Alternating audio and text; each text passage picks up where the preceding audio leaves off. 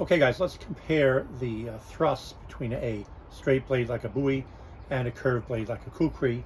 I got some trainers here, we'll use a heavy bag. So in Tertia, our basic thrusts in the basic opposite area set are curved, come from a curved angle or hooking angle. So your uppercut on 5, you know, is a looping uppercut from here, going to the lower body. Your 8 is a backhand, you know, that curvature here.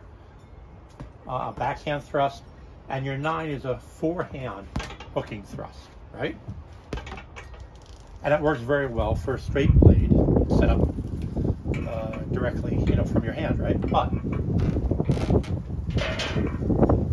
if you try to do that same angle of thrust with a curved blade like that, you'll find that you lead with you basically hit him with the top of the spine, and you're not going to get a 5, you're not going to get an 8, you're not going to get a 9, right? Which the same angle perfectly fine with a straight blade. What you'll see, the Gurkhas and what I teach in the course with the Kukri section is straight thrusts. I use low into the thigh, and I'll go horizontally, so the point is in there. You know, I can't get the point in that with a trainer heavy bag, but the point is the first thing that touches. And again, we're going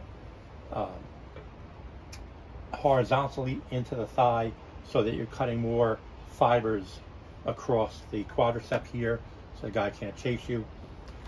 You'll see the Gurkhas when they go in the center of the body, historical records and people I've spoke to them on in training, they'll also go into the abdomen on a horizontal line, and then as you get higher up in the body, heart and to head, they'll start to go to a vertical thrust, and I like the vertical thrust as well when you go high.